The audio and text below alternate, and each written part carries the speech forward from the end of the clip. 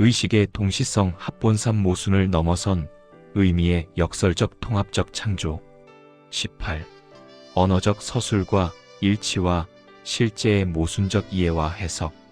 앞서 살펴본 언어의 서술에 따른 모순성에 따른 사실과 해석의 문제를 살펴보았듯이 물리적 영역인 동시성, 양자역학적 다중성, 의식의 문제, 영적 인식들도 이 언어적 서사와 실제적 현상이 만나는 지점에서 일치와 모순의 복잡한 변증법을 상황에 직면하게 된다.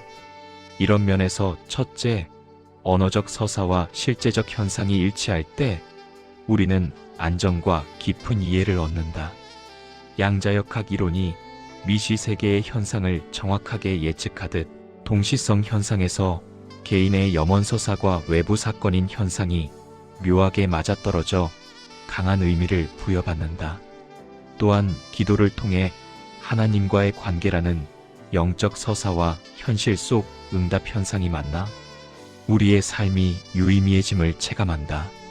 위디거 달케가 말한 보이지 않는 질서의 대립성이 현실 사건을 해석할 때 언어적 서사는 실제 현상과 공명하며 강한 확신과 이해를 선사한다. 이러한 일치 감각은 서사가 현실과 유효한 관계임을 증명하는 강력한 근거다. 하지만 동시에 언어적 서사와 실제적 현상이 모순될 때 우리는 혼란과 질문에 부딪힌다. 이 모순성이 바로 철학적, 과학적, 실체적 허구성 논란의 핵심이다. 양자 세계의 중첩과 얽힘은 고전 물리학적 상식과 맞서며 의식의 어려운 문제는 뇌 활동만으로 주관적 경험을 완전하게 설명하지 못하는 모순을 노출한다. 더 나아가 세상은 선한 하나님의 질서라는 영적 서사와 고통학 뿌리라는 실제 현상 간 모순은 인류 역사를 관통하는 최대의 철학적 종교적 난제다. 이런 지점에서 실체적 허구성 비판은 영적 서사들은 현실과 부합하지 않는 자기 위안용 허구라는 공격으로 나타난다. 결국 끊임없이 언어적 서사와 실제 현상의 일치성을 검증하고 모순이 나타날 때 문제에 직면하며 이러한 언어와 현상의 줄다리기 속에서 실제라는 개념은 끊임없는 도돌이표라는 표현이 상징하듯 인간 존재가 실시하는 근본적이고 지속적인 지성적 관계성을 갖는다. 이 안에서 자신과 세계 그리고 의미의 본질적 실체를 탐구하며 삶의 깊이를 더하게 된다. 19. 모순을 넘어선 의미의 역설적 통합적 창조. 이 글에서 직면하는 언어적 서사와 실제적 현상의 모순은 단순한 지적 난관이 아니라 인간 실존의 깊은 딜레마를 반영한다. 신앙인의 보이지 않는 질서라는 영적 서사가 고난과 악이라는 현실과 충돌할 때에 과학적 사실이 인간 의식의 주관적 경험을 온전히 담지 못할 때 우리는 모순의 벽에 부딪힌다. 이 모순을 외면하지 않고 능동적으로 포용하고 통합하려는 자세가 필요하다. 첫째, 모순을 극복하는 것은 무조건적 해결이 아니라 역설적 일치를 수용하는 것이다. 고전 논리는 어이면서 동시에 아닌 것을 부정하지만 양자역학은 파동이면서 입자라는 역설로 더 깊은 진실에 접근한다.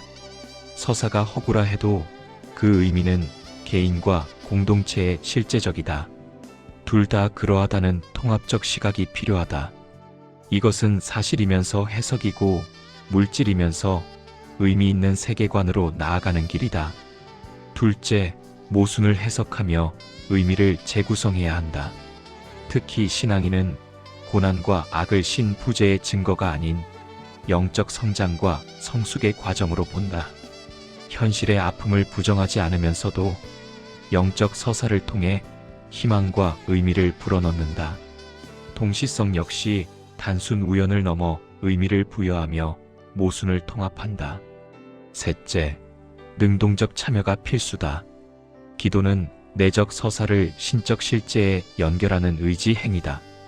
이를 통해 보이지 않는 영적 힘과 소통하며 현실 변화나 내면 변화를 이끌어낸다. 제대로 된 공동체는 개인의 해석 한계를 견제하고 서사와 연대로 모순을 함께 감당해 희망과 의미를 재확인한다. 인간은 수동적 존재가 아닌 모순 속에서도 현실을 능동적으로 변화시키는 공동 창조자여야 한다. 이 같은 역설적 통합과 능동 참여는 물질과 영 이분법을 넘어선다. 양자적 경계가 허물어지고 변증법적 소통 속에서 온전한 실제와 의미가 형성된다. 모순은 더 큰 진리로 가는 디딤돌이며 그 안에서 영혼과 의식은 계속 성장한다. 20. 모순 속에서 하나님의 선을 이루는 경건한 삶의 가능성. 앞서 다룬 언어적 서사와 실제적 현상의 모순과 그 극복 방안으로서 역설적 통합과 능동적 참여는 기독교 신앙인의 삶에서 경건이라는 실천적 양식으로 구체화된다. 경건은 단순한 종교 의례를 넘어서 일상 속에서 하나님과의 관계를 의식하며 그 뜻에 순종하는 전인적 삶의 태도다. 도교 경건의 핵심은 기도와 말씀 묵상으로 변화된 삶의 양식으로 드러난다. 기도는 단순 소원 아뢰기가 아니라 하나님과 영적 소통을 이루고 복잡한 현실 속에서 내면의 중심을 잡는 영적 훈련이며, 말씀 묵상은 보이지 않는 하나님의 뜻을 내면화하며 현실을 새 관점으로 본다. 이런 마음지킴은 외부 자극과 내면 갈등 속에서도 평온을 유지하고 삶의 모순과 마주할 힘을 준다. 경건은 개인 영성에 머무르지 않고 건강한 신앙 공동체에서 더욱 공론화된다. 교회 예배와 공동봉사는 개인의 해석이 허구로 치우치지 않도록 균형을 잡아주며 구성원 간 영적 연대를 통해 모순과 고난을 함께 견디는 힘이 된다. 공동체에서 신앙 서사는 더욱 견고해지고 하나님의 사랑이라는 실제적 관계로 뻗어나간다. 아울러 경건은 일상과 사회 속 행동으로 확장된다.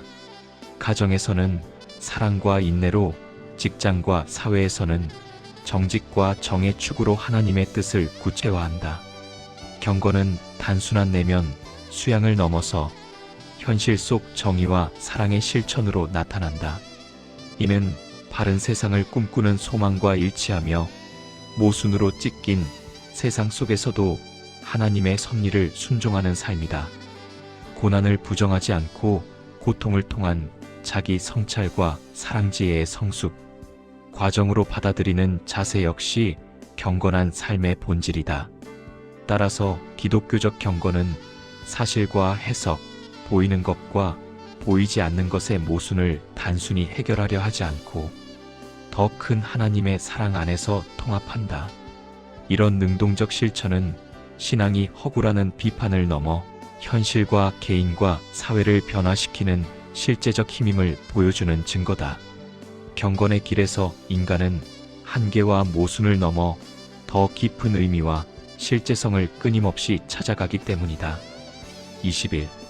카융의 무의식에서 꿈이라는 뇌의 작용이 동시성의 문제. 칼 융의 동시성 개념과 꿈 혹은 자각몽의 뇌작용에 따른 차이를 구분할 수 있다.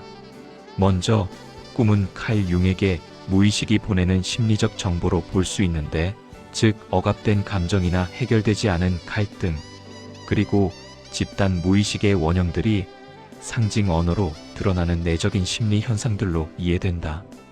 이런 면에서 내적인 심리적 사건으로서 꿈이나 그 자체가 동시성이라고 보기는 어렵다.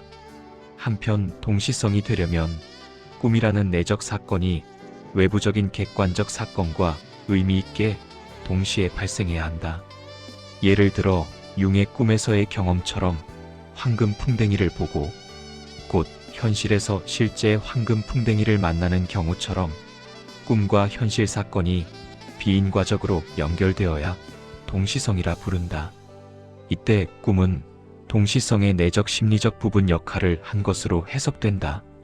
또한 자각몽은 꿈을 꾸는 중에 자신이 꿈속에 있다는 사실을 인지하는 상태로서 뇌의 전전두피질 등이 활성화되어 자기 인식과 통제가 일어난다. 이는 내면에서 일어나는 복합적인 뇌의 인지 작용이며 꿈의 내용과 자각 모두 뇌 내부에서 발생하는 심리신경학적 현상이다. 따라서 이런 현상이 동시성으로 인정받으려면 자각몽 안에서 내린 결정이 깨어난 후 현실에서 비인과적으로 의미 있게 발현되거나 자각몽의 내용이 현실의 중요한 사건과도 일치해야 한다. 즉, 내적 자각몽 경험과 외적 현실 사건이 결합되어야 동시성이라 볼 수 있기 때문이다. 결론적으로 칼 융의 동시성은 내적, 심리적 사건과 외부 객관적 사건 사이에 의미 있는 동시 발생을 뜻한다. 따라서 꿈 또는 자각몽은 그 자체로 동시성이 아니지만 동시성 발생 시 내적 심리 사건으로 중요한 역할을 한다. 융은 꿈을 통해 무의식과 외부 세계가 어떻게 연결될 수 있는지 통찰했고, 동시성 개념 설명에 꿈을 사례로 활용했다는 면에서 특이점이 있다. 렘 수면 중 뇌의 복합적인 작용인 꿈과 자각은 뇌 내부 현상이며 뇌 밖 외부 세계와 연결되는 동시성 현상과는 다르다. 이런 점을 구분하는 것이 칼 융 심리학과 과학적 뇌 연구를 정확히 이해하는 데 중요한 차이점이다. 22. 꿈과 자각몽 시의 뇌작용과 칼 융의 동시성 개념. 뇌에서 작용되는 신비로움 가운데 꿈꾸는 의식은 주로 렘 수면 중에 나타나는 것으로 알려져 있으며, 이때 대뇌 변연계와 후두엽이 활발하게 작동한다. 변연계는 감정과 기억을, 후두엽은 시각적 이미지를 담당하기 때문에 꿈은 감정적으로 생생하고 장면 중심적으로 전개된다. 반면 논리적 판단과 현실 검증을 담당하는 전전두피질의 활동은 억제되어 꿈은 비논리적이고 통제하기 어려운 양상을 나타낸다. 이러한 이유로 일반적인 꿈은 현실과 단절된 상징적 경험으로 인식되고 해석된다. 또한 자각몽은 이러한 꿈 상태와 달리 렘 수면 중에도 전전두피질이 부분적으로 활성화되는 현상으로서, 전전두피질은 자기 인식과 사고 조절, 판단 기능을 담당하는 영역이다.